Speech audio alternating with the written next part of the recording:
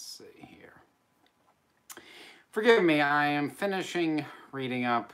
Apparently, J.J. Abrams is talking again in his very cryptic way, and there's think pieces on it, and yeah, I'm not going to deal with that because it's all speculative, as this stuff usually tends to be. So, you probably guessed, new glasses frames. I don't know if I like these or not, but they arrived, so I'm testing them out.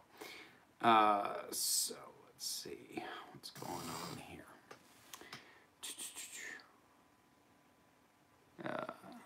Okay, here we go. Greetings from Scotland. Did you hear? Yes, yes, I did hear about Notre Dame. That, I mean, that sort of thing is always going to be kind of bummed out, depressing. And you know what? I realized I forgot something. And there we go. I knew something felt wrong. Yeah, I think I definitely don't like these glasses. The more I look at them, I'm just not feeling them. Anyways. Love the specs? Okay, I mean, like, I'm figuring them out. I think, the thing is, I feel like the top is higher. I kind of wish they were a little bit lower down than that. I don't know. I'm still figuring them out. Anyways. Heard the towers are okay. Yeah, the spire was what collapsed. The tower, I mean, it's not like Notre Dame has never suffered damage before, but it's still, you know, it's not exactly a happy thing. Oh, the glasses and shirt. Well, I do love this shirt. I will always love this shirt for as long as it lasts. You redecorated your face gear. I don't like them. Oh, well played. Makes you look like a librarian. Maybe I should give them to Liz. The other one's better, in my opinion. Ravenclaw from Gardnerville, an hour away from Reno. Okay. Let's see. Anyways, so cheers. No, nobody asked a drink question yet, but let's just get started. Let's see. 10 and 13 would be such good friends and would complement each other's long coats if they had a multi-doctor story. That would be kind of cute and interesting, wouldn't it? A space librarian. Okay, I can kind of work with that. Said evening without my Hufflepuff from Scotland tag. How would we know who you are? Once a drink question. If you look at my Twitter feed, I'd said that I'd set up anytime I get asked these things in the chat, you know, you should take a drink. Of course, now that I've said that, someone is going to go to the Twitter and just start asking it so that drinks will happen. But it's not for real. We've just kind of joked about there are certain questions that get asked very regularly, and or that I expect to get asked, and you know, take a drink. What do you think of my alternate title for the Crispy Pro video? That was a neat little idea. I did like that. Some people call me the Space Librarian. Woo, woo. Best and worst Doctor Who title. Ooh. Like, I'm not entirely sure how to judge. I mean, like, honestly, best title, there's something about The Empty Child I've always just found really engaging as a title.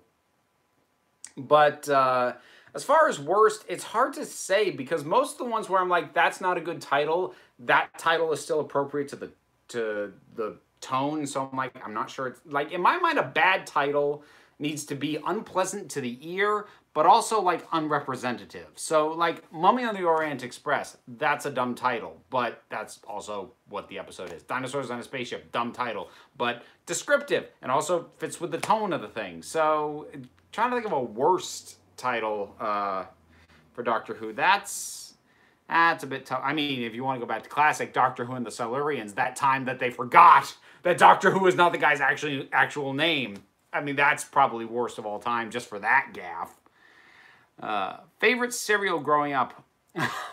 I'm really boring. Plain Cheerios. But I would put fresh honey on them. I never liked Honey Nut Cheerios, but I would have a bowl of regular Cheerios with soy milk. I actually have a weird nostalgia for soy milk because I grew up drinking it. And I would drizzle fresh honey on that. So that was cereal growing up.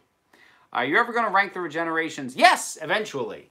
When, I don't know. I really try not to do more than one Doctor Who list a month. Just because I don't want to burn through stuff too quickly. And also, you know, I don't want to feel like I'm grasping for list ideas, and I think I've still got decent ones. No Battle of Viva Las Kerblam or whatever. Okay, yeah. I might actually be able to remember it. The Battle of Rangskor Avkolos? I think. That's only because I've seen it written a lot. Like that, yeah. And also as Stu Bagful very astutely pointed out, they forgot to put a battle in it. So, you know, not even has the excuse of being descriptive of the episode. Magician's Apprentice, Wishes Familiar were terrible titles in that sense. They have nothing to do with their stories. I guess they don't, but I still like them. Like, I find them aurally pleasing.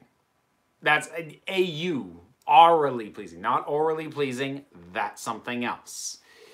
Love your glasses, are they sending? Yeah, I pretty much always, I mean, I'll get my updated prescriptions, you know, from a local optometrist, but like actual frames, these are Zennies because they're always less expensive. Cheerios of Daleks, oh man. Dalek cereal needs to be a thing. I'm kind of shocked it isn't, although I guess there's like weirdly specific rules about merchandising with BBC properties. And also, like, the Daleks, I think, is still partially controlled by the Nation estate. I don't know, that'd be weird. But I would so eat those, even if they were awful. Hufflepuff from Cornwall. It was a minor spat, not a battle so much. I thought the Lazarus experiment was bad. Did they mean Methuselah? No one came back from the dead. That's a valid point, actually. I hadn't even thought about that one. There's one more reason I can have to not really like that episode. What's your favorite TARDIS interior? Well, I'll rank those eventually. But, like, top contenders are usually the one from the movie that was the debut of the Eighth Doctor and Matt Smith's first one. In both cases, I like the whimsy of those interiors. My 7-year-old would love Dalek cereal. The small disagreement of what's its face. Crispy's I'm Back video from a couple of days ago. The overacted argument of Ranscorn, New Mexico. I did have fun. I guess it was about 2 weeks back when I asked people to give me incorrect names for that episode. That was fun. I should do stuff like that more often. Anyways, so I'm trying to figure out what I want to talk about, because like part of me is debating whether or not to talk anymore about Star Wars right now, but I don't know really what else there is to bring up. Considering that, no, I still have not seen Flash. I don't know when I'm going to get to, honestly. I mean, I'm sure I'll enjoy it well enough, but like I'm so behind from where I want to be, and I've got a show this weekend that I'm trying to prep for, and then I've got another show 2 weeks after that I need to prep a whole new number for, so I just don't think I have the time to get to Shazam. Rank the TARDIS exteriors. The thing is, I'm sure there are people who have, because there are the little tiny tweaks from version to version. I bought a new cosplay by total accident. How do you accidentally buy a new cosplay? Now I'm curious. DC made a good movie besides Wonder Woman. Oh, Shazam, I'm presuming you mean. Yeah, that's what I've heard. But episode 9 is probably going to be the most boring movie in the series. I just feel nothing. I don't know if it... I don't think...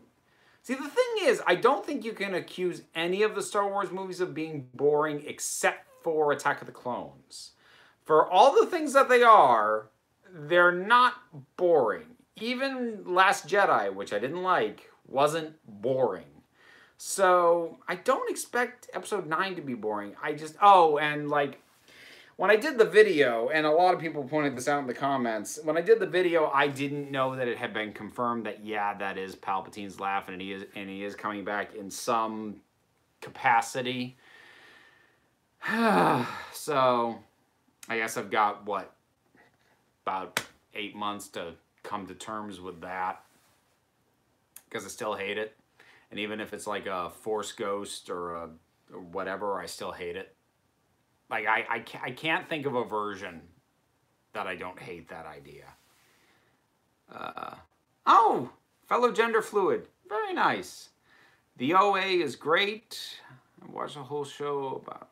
yeah, I haven't seen that one yet. I do want to try and get to it. How was your day? My day was pretty standard. I've had some really exhausting days lately. Work has been very draining.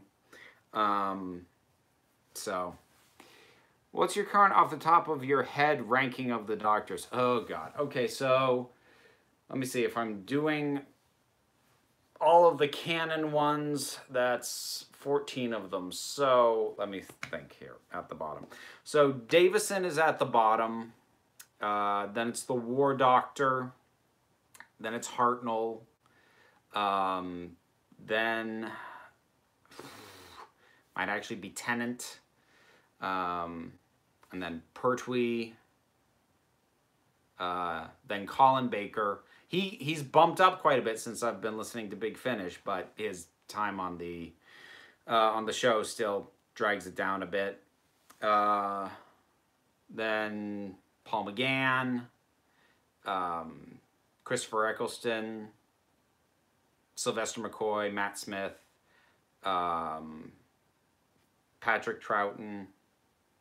I'm not putting Whittaker on this list, actually, now that I think about it. So just, I realized I got this far along and I should have had her by now, and I didn't, but she's not going on the list.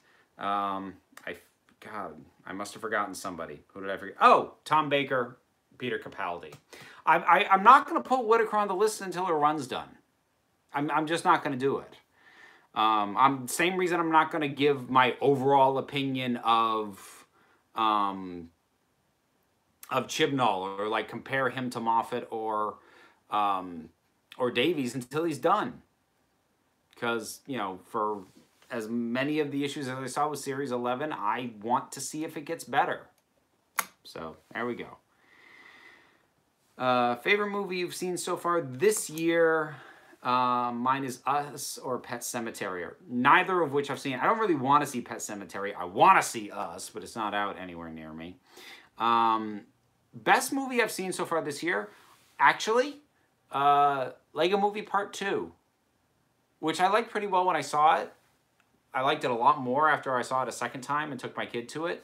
And the more I think about it, the more I really, really, really like that movie. Actually, one of the songs, even if you haven't seen the movie, there's a song off the soundtrack called Everything's Not Awesome, which has kind of become a bit of a comfort food song for me lately, which is just great. Your LGBT videos were my intro to your channel. I've loved them since. Thank you. Thank you for that. Yeah, the next LGBTQ plus video goes up Friday. So, how did your taxes go? Get them in on time? Yeah, I did. So now I'm broke. Yeah. This year was a very different year for me, tax-wise, versus previous years, and it was, in a lot of ways, an expensive learning experience. Because this is the first year I had to file taxes with you know, with a Patreon, pulling in enough that I had to file for it. And it wasn't the first year that YouTube was big enough that I had to declare it as income, but it was significantly more than before. So I've got a lot. Well, I learned a very expensive lesson in how to keep track of your deductible expenses, because I had a lot more than I deducted. I just didn't keep proper track of the dang things. So there you go. Yes, I do plan to go see Avengers Endgame. Like, I'm kind of letting Shazam pass me by, because even though I've heard it's really good, it's not something I have an inherent, like, I want to see that. I just kind of want to see it because I've heard it's really good.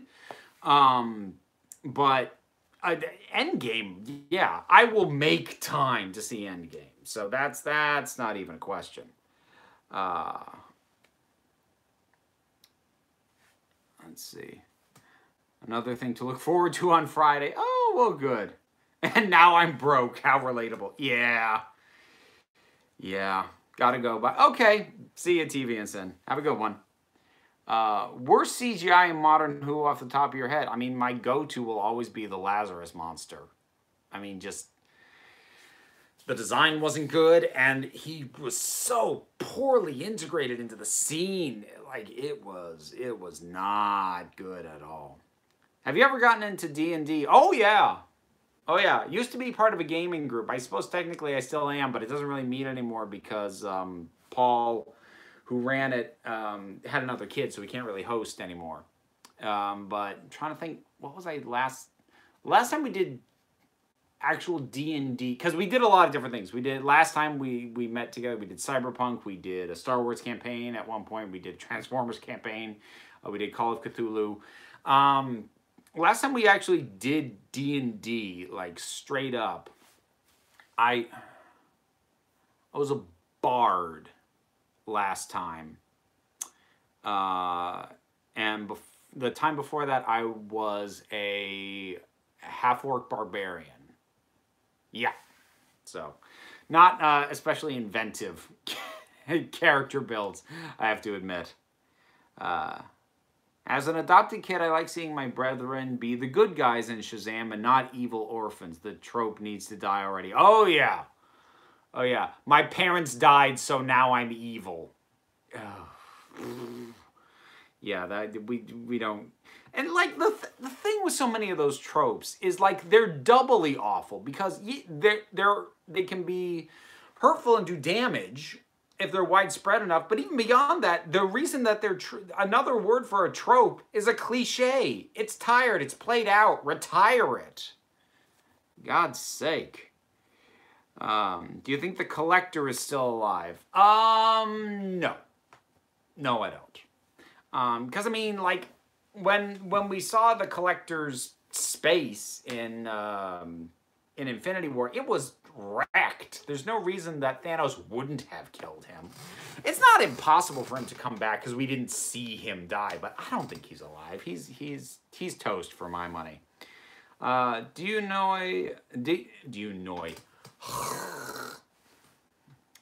I'm tired. Do you know the McElroy brothers? I have heard of them. I haven't followed their work. Have you watched Harmon Quest? I watched the first season of Harmon Quest. I liked it well enough, but I mean, I listened to Improvised Weapons. That is my D&D fix, and I'm really addicted to it, so. And full disclosure, I'm actually friends, like personal friends with some of the people in it, and I support their Patreon. But if you've never listened to Improvised Weapons, please do. It's so good.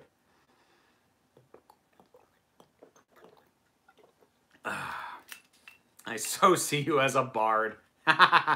Yeah. Like, I have really bad luck with gaming builds. I have a long history of developing a character that, for whatever reason, just ends up being the least helpful for the situations we get ourselves into.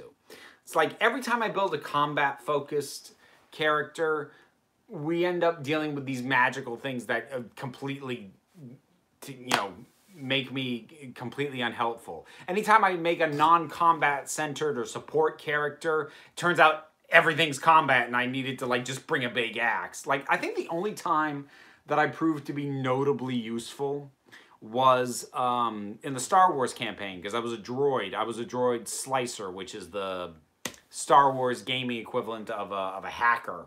And I had him statted out really well, actually. I was really proud of that character, and actually I was also really proud of the name of that character. So I played the droid. I played an Astro droid, which is the same kind of general thing as R2, and he was R3D0, also called Redo, because I had him statted in such a way that I got basically a second shot at almost any hacking kind of thing that I did. I took a stupid amount of pleasure in that name.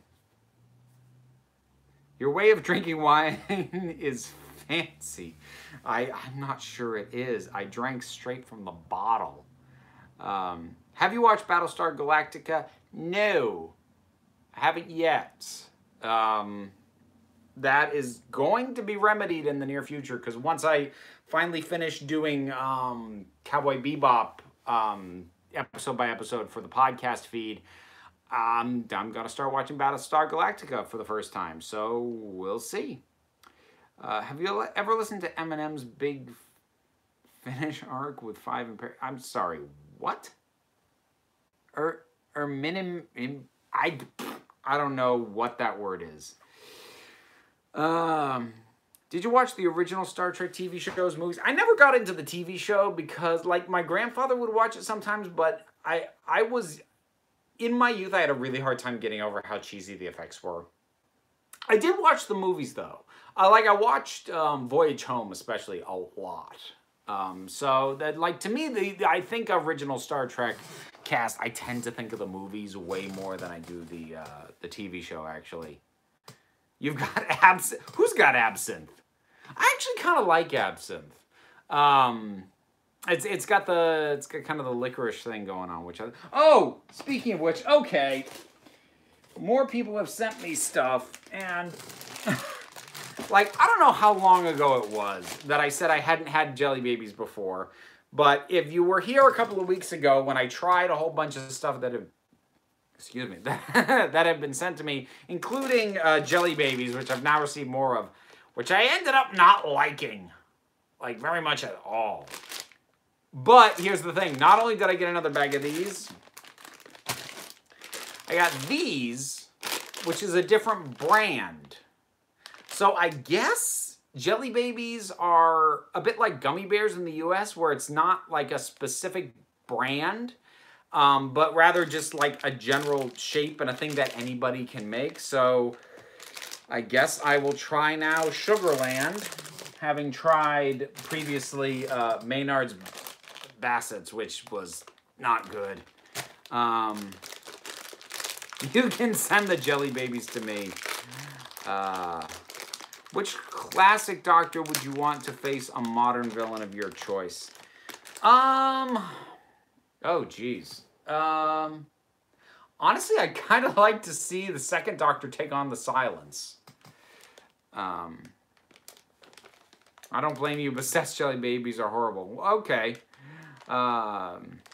Bassett's are most well-known. Well, we'll see how these are. Let's see. Do I have any indication of flavors to go with these? Nope.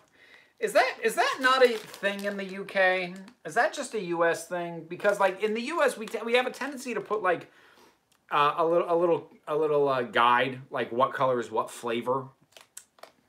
You folks don't seem to do that so much. Okay, well, we'll try yellow.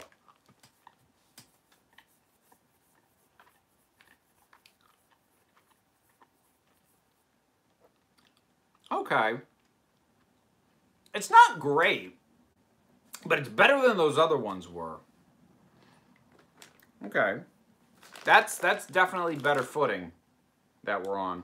And also, like, the faces on the other ones were creepy. Like, legitimately creepy. If you could collab with any YouTuber that you haven't collabed with before, who would you choose? Well, I'm trying I'm trying to schedule with Wingy. Like, we've agreed on a topic and everything. It's just trying to get schedules lined up, and it's always made harder because of the time difference. So I'm working on it.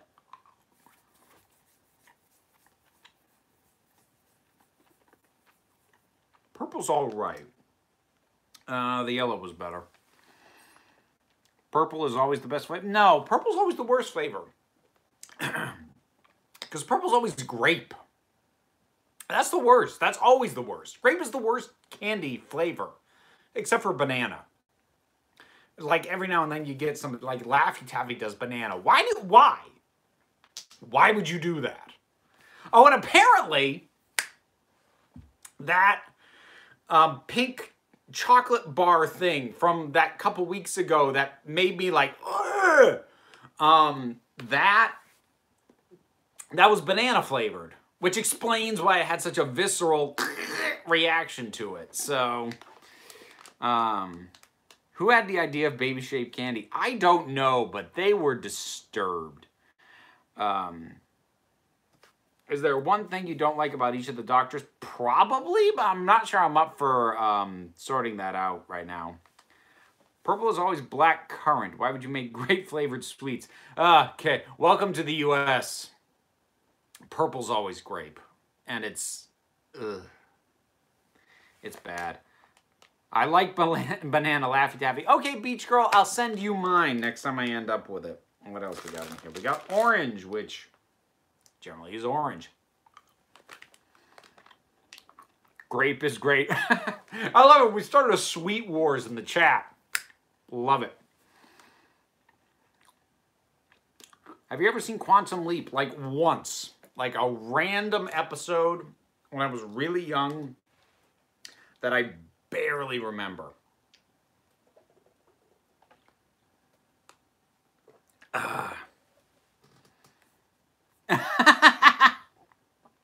Sex ed ruined bananas? No! Sex ed made bananas sexy.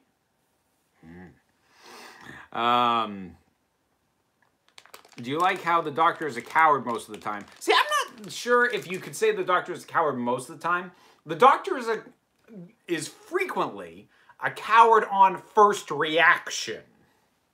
His first reaction is to, okay, let's run. He'll go back and face it later. Bananas are very good. I like bananas. Bananas are good. All right, green. I don't know what the green is. No, that one's not good.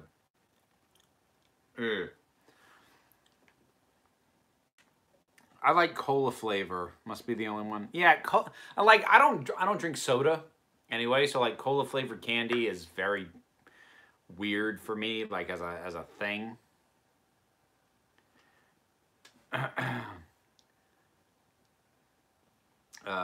I hate banana. See, the thing that's weird about me and banana flavored candy is I like actual bananas, but I hate banana flavored stuff. I've actually got the opposite thing going on with watermelon. I don't like watermelons, but I like watermelon flavored things, especially if they're alcoholic. Can't stand fake banana flavor unless it's a dirty banana. What? I think mid-Atlantic we're kind of on the same page here in general. I hate pears. See, it's funny to me that the doctor has the thing about pears. I love pears. Like, underripe pears is probably my single favorite fruit. It needs to be underripe, though. I don't like juice going down my chin. Green apple flavored candy or soda is amazing. Green apple is a good flavor. Here's my beef with green apple, though. My beef with green apple, at least here in the US, is for a while, it's finally like reversing after years. But for like a decade, anything that was lime flavored got swapped for green apple. Now, I like green apple, but I also like lime flavored. Like when Skittles did this ticked me off so much because it ruined the mix. Because I like to eat Skittles by taking a handful that is a mix and eating that. And the lime, it was overall a citrusy thing with it kind of being softened by the grape and the cherry. And green apple threw that completely out of whack. So, when season 6 finishes, can you do 10 best and worst Brooklyn Nine-Nine episodes? No, because I am really far behind on Brooklyn Nine-Nine. And I would have to revisit a lot. What's in the hip flask? Not water.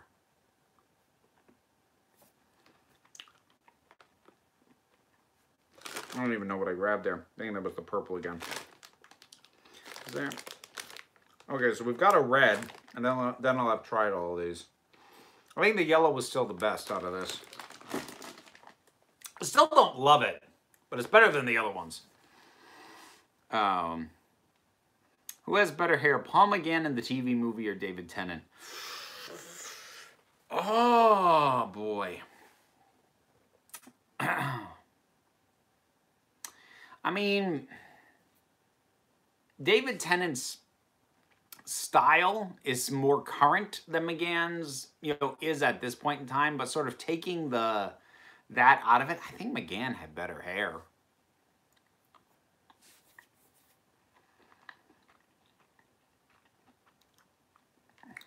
Don't take the red one. Daleks will have none. The red's okay. I mean, that's cherry. That's obviously cherry. Favorite alcoholic drink? Depends on my mood. As a rule of thumb, my go-to is hard cider. Other than that, I tend to do cocktails, and that'll just be completely mood dependent. It's usually a case of seeing a cocktail menu and going, what is appealing to me tonight? I don't drink straight alcohol very often, like hard alcohol very often. I will on occasion, but that's an exception for me. Oh, actually, okay. Best thing ever. There is a drink that Liz came up with completely accidentally by just throwing a bunch of things together into a wine glass. And it is now like my favorite thing ever. So let me see if I can remember what's in it. It's Moscato, ginger ale, champagne, cranberry wine, hard cider, and there's something else that I'm forgetting. And then there's like fresh berries, like raspberries or cut up strawberries or blackberries or blueberries in it. And she called it Berry Nonsense. And it has completely replaced mimosas as like the best drink to have with brunch, like ever.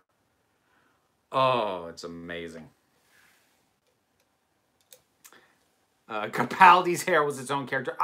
By series 10, I really loved Capaldi's hair a lot. Like, he had a lion's mane. It was incredible. I remember my ex used to love Cafe Patron. I now desperately want that. I love Moscato. Yep. No, it's good. It's good stuff. Do you think you'll ever put a short up on this channel again? Probably not. Like, I have no ideas for it. Like, it's possible that, like, I might integrate some more scripted stuff into the kinds of videos I already do, like, at some point. Like, I kind of want to try reworking the format for 90s Comics Retrial, just experimentally. So, maybe something like that, but like an actual scripted short, like what the channel used to be originally, no, probably not. I don't really have a pull to go back and do that kind of stuff. And like, I'm not even sure I could write that kind of thing now.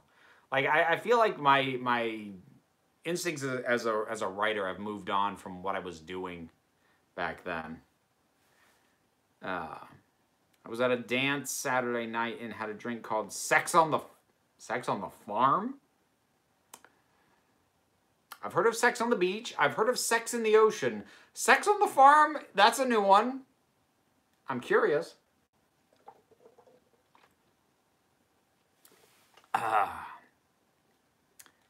Have you seen any James Bond movies? Yes. Not all of them. I think I've probably seen about half, maybe a little more. But I don't like it enough to laboriously go through and see the ones that I haven't seen yet, because most of the ones that I haven't seen yet are not particularly well-regarded ones. There's only a handful of ones that I've missed that are supposed to be any good. So it's not high on my priority list. Gotta bow out. It's 2:30 a.m. here. Next week is, yes, so next week will be 7 o'clock. I do the alternating. I know it's confusing that I don't keep a regular schedule with this, but it's because of the schedule in which I have my my daughter, because her mother and I switch off with her on Wednesdays. So that means every other Tuesday I have her here.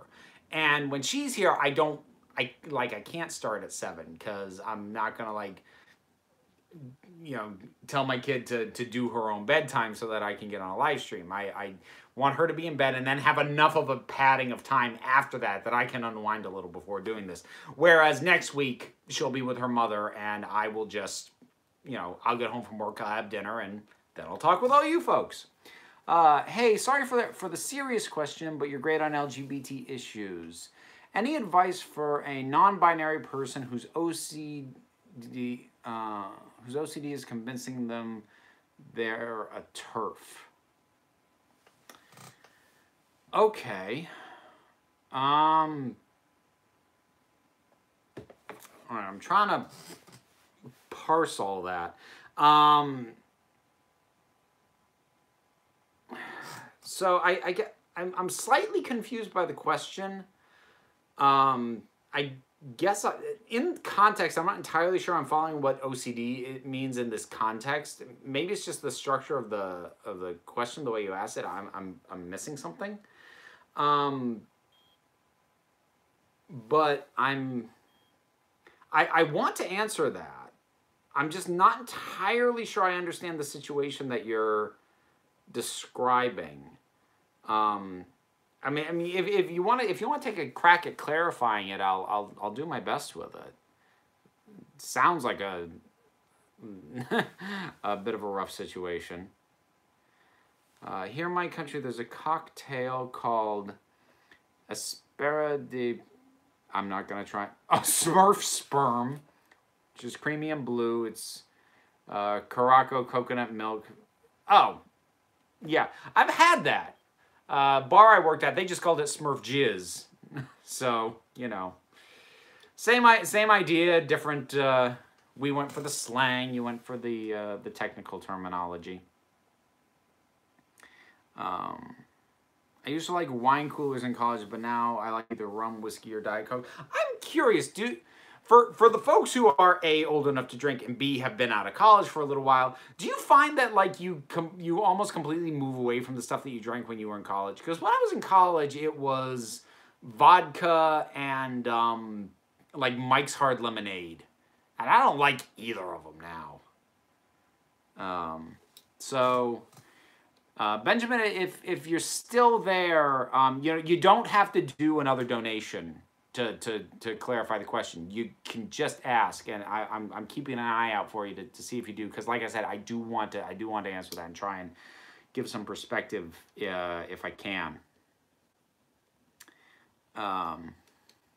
Feeling generous.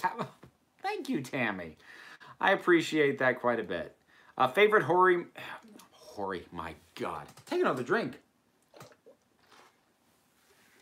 Favorite horror movie creatures. I mean, the xenomorph is the single best designed monster in cinema. Period. End of story. I don't know if anyone has an argument against that. If they do, they're wrong. It doesn't mean the Alien series is the best thing on the planet. It has 2 great entries, and then a lot of weirdness. You look like my cousin Cindy in those glasses. She's cool and funny too. Oh, good. And I've never really drank during my college years. I drink more after hitting my late 30s. Okay, so you're making up for lost time then. I didn't drink in college. I broke and studied all the time. Yeah, maybe if I drank less in college, I would have finished. I'm bisexual, but I've been struggling with the feeling that I'm somehow not gay enough because I'm inexperienced. I know this is irrational, but I don't know what to do about it. Any advice? Nathan, that's a tough thing. And like, funnily enough, I actually on Reddit today, I ended up having a back and forth with somebody who had a similar thing, but she was having trouble with the label of gender fluid because the way she I'm saying she because she said that 95% of the time she identified as female, so that's kind of why I'm going with that description. She said that like it's a very narrow margin of time that she feels anything other than female, so she felt weird about using the term gender fluid, and you know, I'll kind of say to you a bit of what I said to her. There isn't a minimum quota. You know, for her, it doesn't matter if 95% of the time she feels like a woman. If at any point her sense of gender wanders, then she has a fluid sense of gender. And it's the same with bisexuality. You could be primarily attracted to only one gender.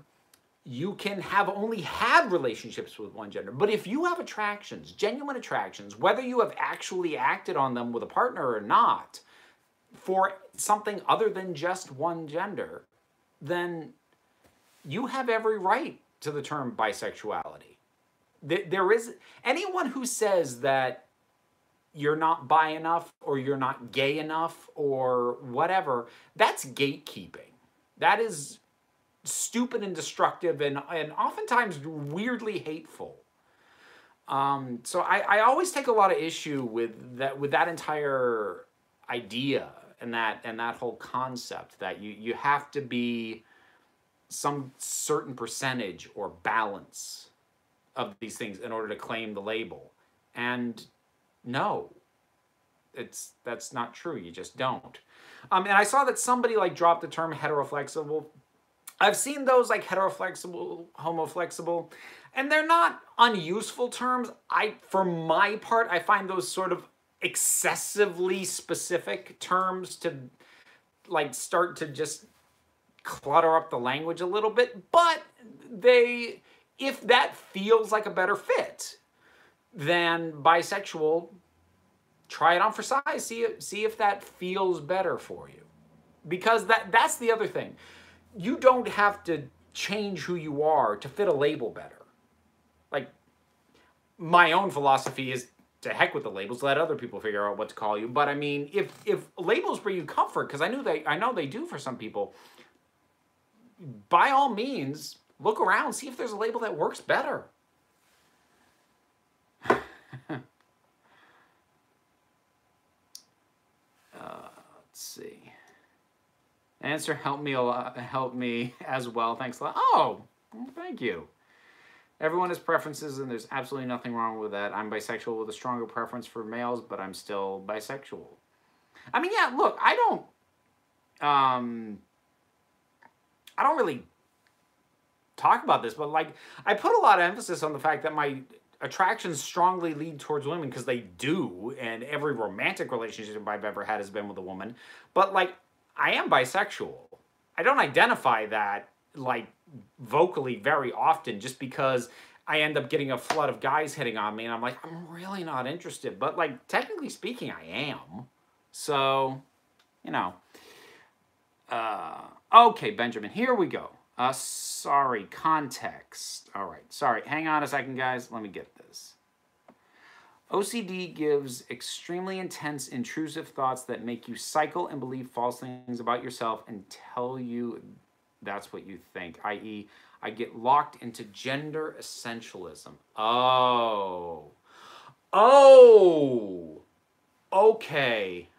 I get what you're. I think I get what you're saying now. So what it sounds like you're saying is the nature of your OCD sort of needing to,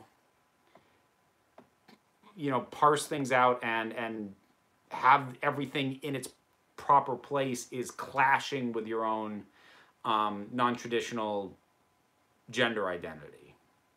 Wow, man, that if I am understanding this correctly, that is no easy thing. And like if you're saying you have OCD, I'm going to assume that that's diagnosed.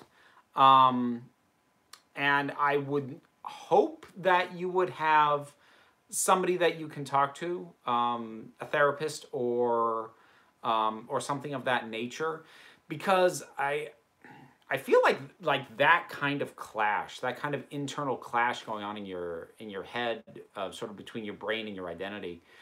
That's something that somebody who understands the ins and outs of your condition is going to be in the best position to give you the tools to combat that. I mean, dysphoria is one of those things that is I feel really bad not being able to offer more advice on, because I'm insanely lucky in that I've never really had body dysphoria. You know, my internal sense of gender shifting does not involve a rejection of my own body. It's not because I mean I know gender fluid people who have that, who, you know, they'll have their sense of gender shift, and then, you know, when that happens, they'll have a sudden hatred of whatever secondary or primary sex characteristics they have that now suddenly don't fit their gender identity, and it feels so wrong to them. So I don't have that, and I'm ridiculously lucky, but it does unfortunately also make me a little bit ill-equipped to be able to advise on ways to cope with dysphoria, especially severe dysphoria, because it hasn't been part of my own experience. So while I like to think I kind of understand it, it's only through secondhand knowledge. So, I mean, yeah, like I said, Benjamin, I really do think your best bet is going to be to try and work with a professional in some capacity, because obviously when you're both of these things that are clashing, your identity and your OCD, are things that you can't just decide to change about yourself. You can't just, well, you just gotta knuckle down and get on top of that. Well, no. These are fundamental truths of who you are, and they're at war with each other. And yeah, that's what you're dealing. Here's what I will say: your identity is valid, your struggle is super valid, and whatever assistance you can find, whatever help might be in the area, that is as experienced and knowledgeable and professional as you can get. I mean, that's kind of what I'd recommend, just because what you're dealing with is heavy. So I don't know if that helped, since I basically kind of punted the issue to a theoretical other person for you to talk to, but I think that's kind of the best I can do. This is the most helpful live stream ever. Oh, geez. Thank you, Ari. Do you think James Bond is an anti-hero? I think he is now. He wasn't originally. He was a very, you know, just British imperialist kind of hero. But as that mold became less acceptable and less PC, they kind of, rather than completely retool the character into something that he wasn't, they were like, okay, well, we'll just make him rough around the edges, more of a bad boy, more of an anti-hero, so that we just sort of change the perspective on him without changing him completely. Thank you so much. Okay, all right. I'm glad to hear that, Benjamin. And look, I'm not always equipped to answer every question, but I will always try.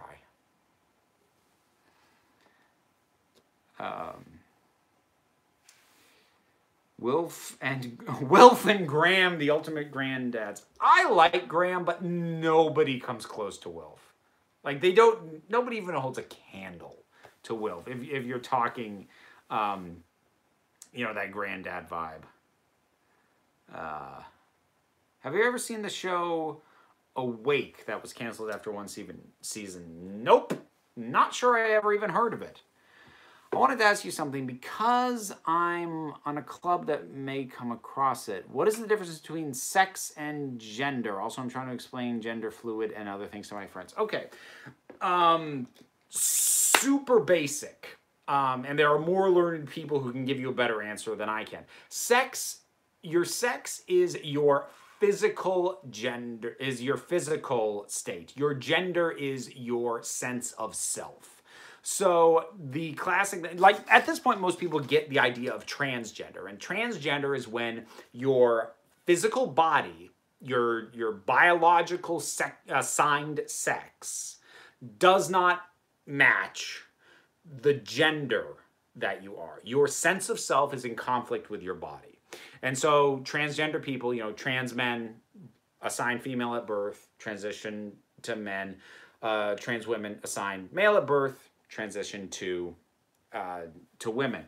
So that's the basic bullet points. Now, gender fluid, here's the best metaphor that I have found that actually works for both gender fluid and non-binary and non-standard gender identities, which is that most people tend to think of gender as a light switch. 2 positions, on, off. It's either male or female. That's it. 2 options. Pick one. You just flip the switch in one direction or the other. And even understanding transgender, that still kind of fits the binary, that there's 2 options. Oh, well, transgender people went from one and now they're the other. What I find much more helpful is to think of gender as a dimmer switch. The round ones that you can set to all these little settings, and it's not just lights all the way on or completely dark. There's all these settings in between. And gender fluid people just kind of won't, the knob won't stay put. So that's sort of the metaphor that I've gone with. I like that, a dimmer dial. Yeah, I find that that metaphor to be helpful. I really like Mickey's arc. Yeah, Mickey's good stuff. Oh, thank you, Vedra. I appreciate that. Thanks for answering my questions. Should help. Cool! Hey, I'm dropping out. Have a nice night. Oh, you too, Emily. Have you seen anything of the new Addams Family animation? Will you be discussing it on Animation Junkie? I've seen the trailer. I'm not going to do a video on the trailer because I don't have enough thoughts about it. It's going to take me a little while to get used to that visual style. I get why they're doing it. It's much more the original newspaper cartoons that it was, but I'm getting used to that character design. I'll probably give it a look because it's the kind of thing I think my daughter will probably enjoy, because she likes that slightly dark stuff. She likes Hotel Transylvania, she likes Coraline, she likes Paranorman. So I figure that's a good thing for her. Did the long Stranger Things hiatus kill your excitement somewhat? No, season 2 killed my excitement, all on its own. No hiatus necessary.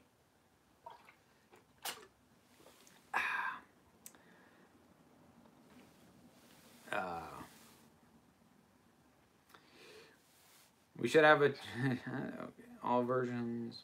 When watching things in different languages like Spirited Away, do you prefer subbed or dubbed? I did a video on this, so I'll do it super simplified. More often than not, I will go with a dub because it allows me to... Well, first of all, dubs are good now. In the late 90s, early 2000s, it was a crapshoot. A lot of dubs were terrible. One of my favorite anime films is Ghost in the Shell, and I will not watch it with the dub because the dub is awful. I almost swore. It's really bad. So that one I'll watch with subtitles. But if the dub is good, I'll watch it with the dub because it's always weird to me where people are like, oh, but... And, I understand the translation is often slightly different. They'll reword it slightly to fit the mouth movements better.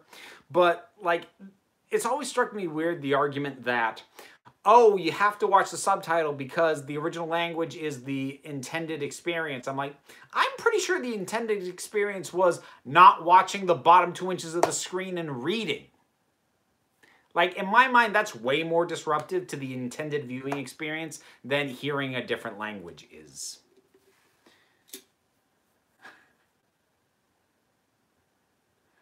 Ari has different feelings because Ari is sub all the way. And I will not comment on that. Miyazaki has great dubs. I mean, the thing is, most things have really good dubs now.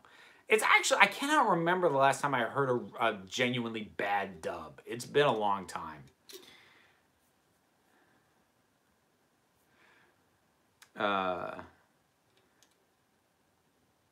Do you hate it when trans YouTubers say gender fluid is fake?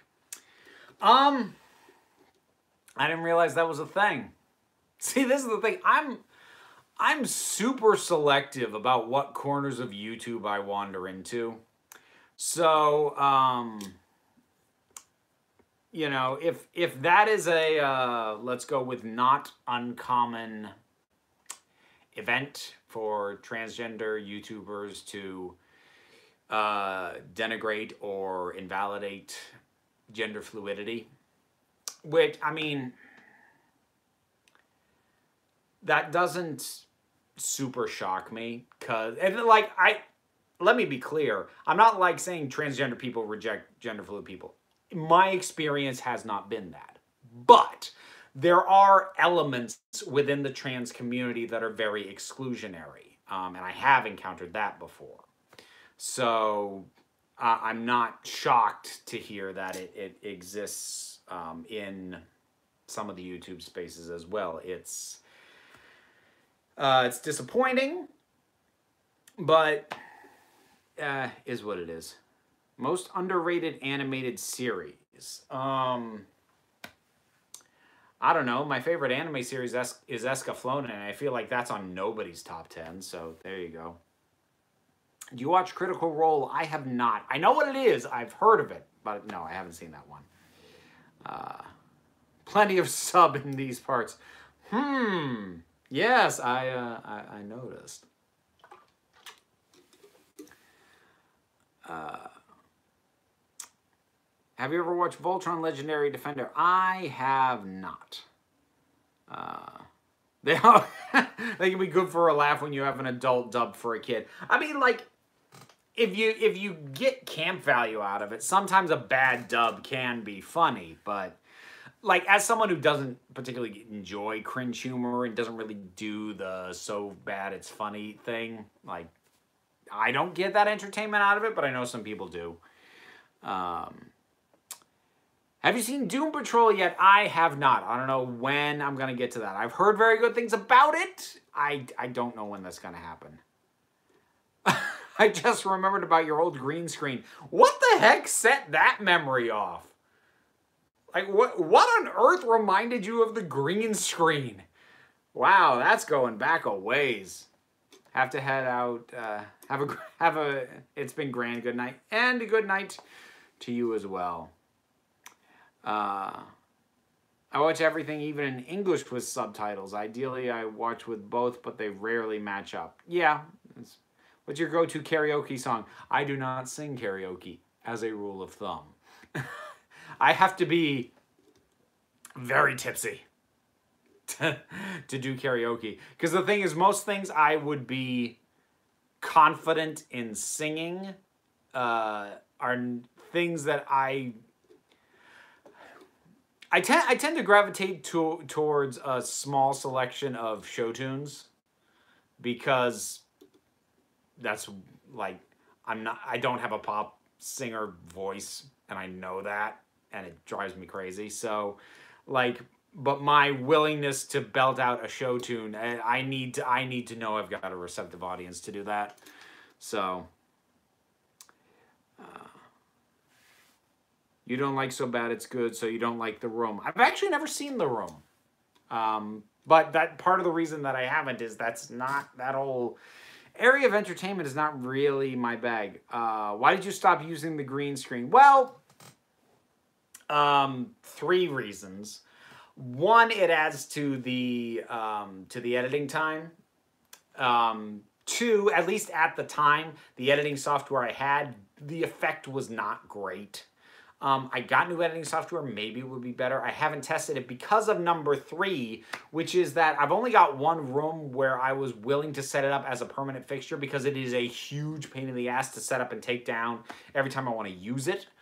But the room that I was like, oh, I could set it up in here has horrible acoustics. Plus, it gets cluster flies in the summer. So, like, I would try and shoot up there. It's in the attic, actually. I would try and shoot up there, and these friggin' flies that are like that big are, you can hear them on the audio, and they're buzzing. They're flying in front of my face. I'm like, no, I don't even like the green screen that much. Not worth it. I prefer my setup now quite a bit. I'm more Godspell than Jesus Christ Superstar. Are you a good singer? Once upon a time, I was a good singer. I made the select chorus my senior year of high school. I'm like way out of practice. Like I don't really practice singing aside from like occasionally in the car at this point. And part of the thing is I'm a baritone, which means most songs that are like, oh, I love this song, let's sing it, they're not in my range.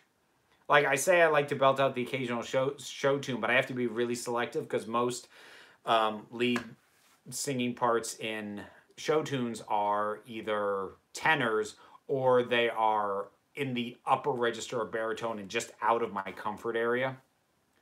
That's true of a lot of even non-show tunes. Just songs in general are usually slightly higher than I'm comfortable hitting.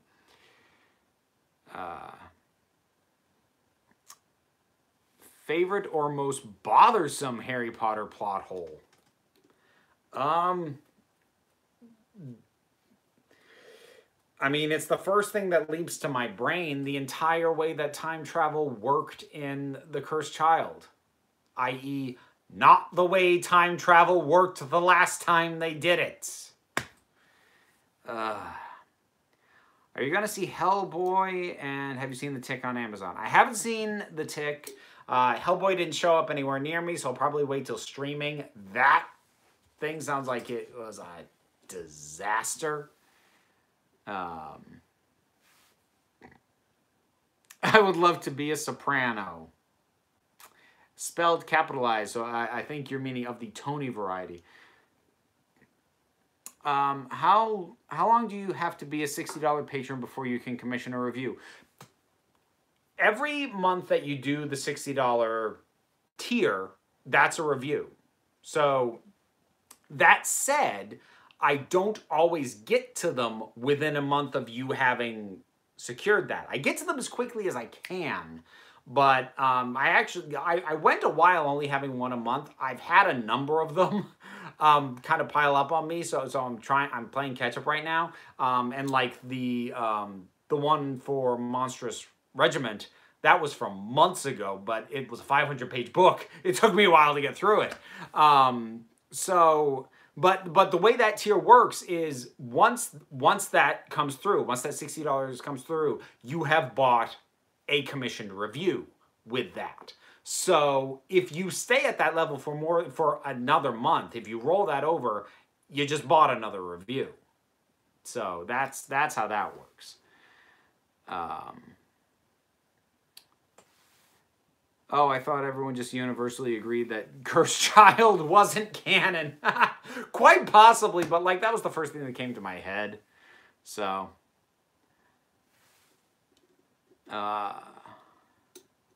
having to head now. Good night. Okay, good night there. Night, Kella. Have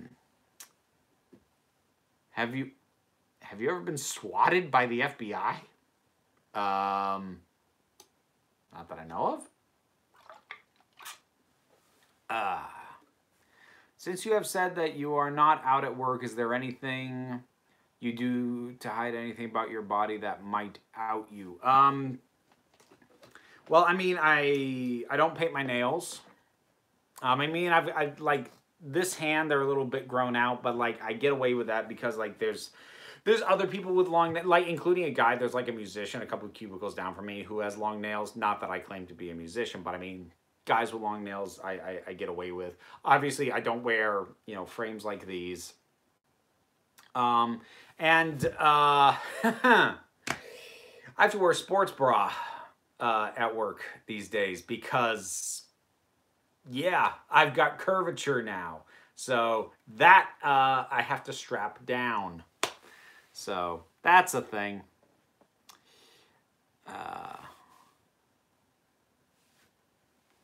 I've been wondering about tier pricing too, so thanks for the answer. Yeah, glad to help. I feel like I need to go back and look at how I have that worded.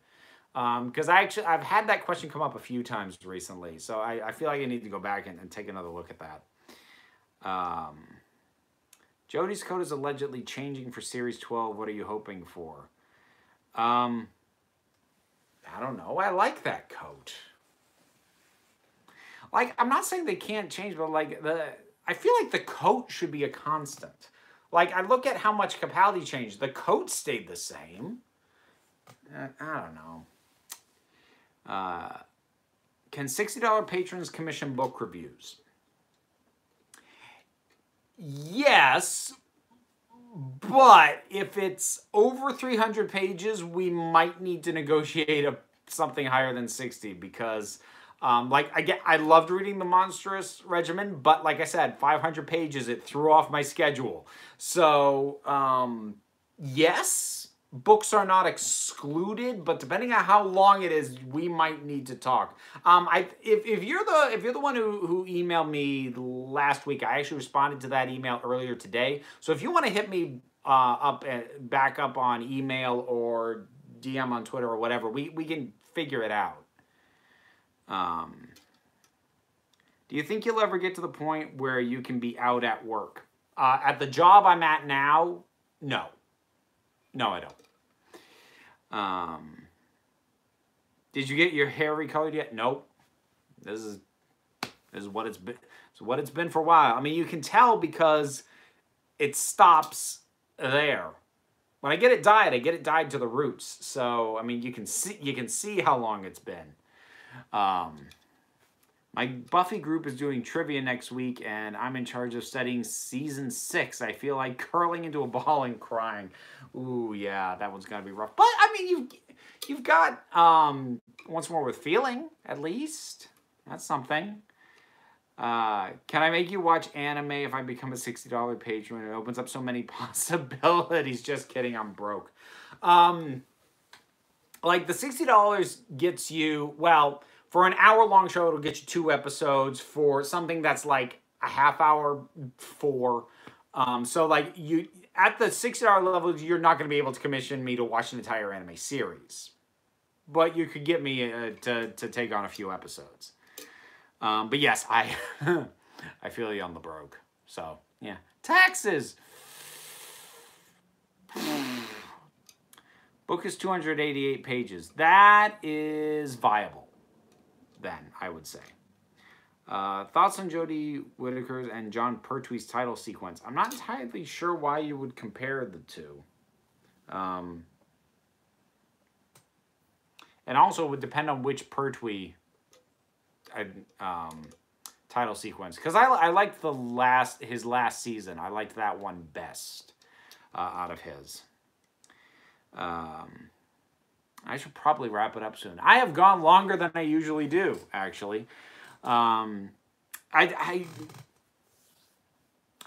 feel like I kind of gave up on having structure for these, and I didn't mean to. I think I've just had a really exhausting few weeks, and I didn't have it in me to like come up with a plan for the stream. But I think I'm gonna wrap it up there. Yeah, structure of the Daleks. Lack of structure is fine. It can turn out amazing. Oh, thank you. Like, as long as you folks don't feel like I'm wasting your time or jerking you around, I like doing this. This is still fun. That's why I still do it. But yeah, we'll wrap it up. It's funny, I actually laid out, the one thing I laid out structure for was like drinking. I don't think any of the questions that I listed got asked. That's okay. I'm going to finish this off anyways. Yeah. Who's best? Abe from Hellboy, Monster from Shape of Water, or the creature from the Black Lagoon? I mean, for who I'd like to hang out with, it's Abe, but I mean, Shape of Water is the best movie. Oh my God, I love that movie. Okay. Hope you all, $60 and we request a Jello Share live stream. The last time I got really, truly plastered, like to the point of like some of it coming back up on me, was on Jello shots. I'm trying to be a little careful about that. I'm not saying no. I'm just saying I might need somebody in the room to cut me off. But anyways, hope you all have a good night. Good rest of your week. Oh, dang it. There was one other thing. Okay. So I mentioned I've got a... I've said goodnight. Now I'm adding stuff. I mentioned that I've got a show this weekend, so there will inevitably be selfies going up for that. But I'll preview for you a part of the outfit that I'll be wearing for that. I'm not doing a number. I'm hosting. So it's going to be fun. So... hope everyone has a good one, and